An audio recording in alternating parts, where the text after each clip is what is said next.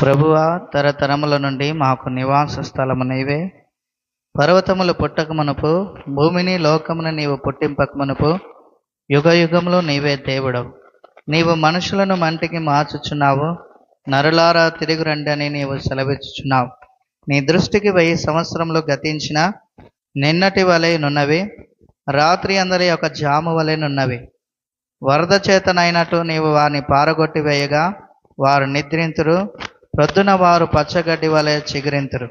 ప్రొద్దున అది మొలచి చిగురించును, సాయంకాలమున అది కోయబడి వాడబారును.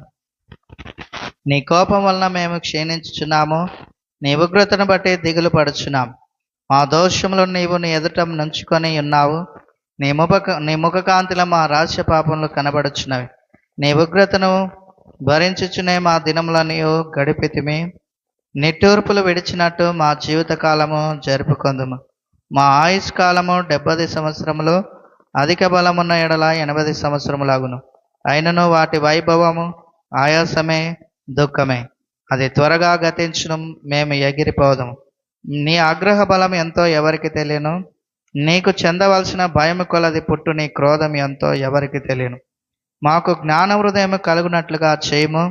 మా దినములు లెక్కించుటకు మాకు నేర్పుము. యెహోవా, తిరుగుము, ఎంతవరకు తిరగాక ఎందువు. నీ సేవకులను చూచి సంతాపపడుము. ఉదయమున నీ కృపతో మమ్మను తృప్తిపరచుము. అప్పుడు మేము మా దినములని ఉత్సహించి సంతోషించదం.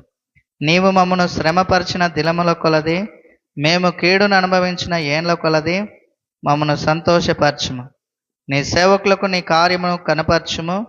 వారి కుమారులకు నీ ప్రభావం చూపించుము. మా దేవుడైన యెహోవా ప్రసన్నత మా మీద నుండునుగాక. మా చేతి పనిని మాకు స్థిరపరచుము. మా చేతి పనిని స్థిరపరచుము.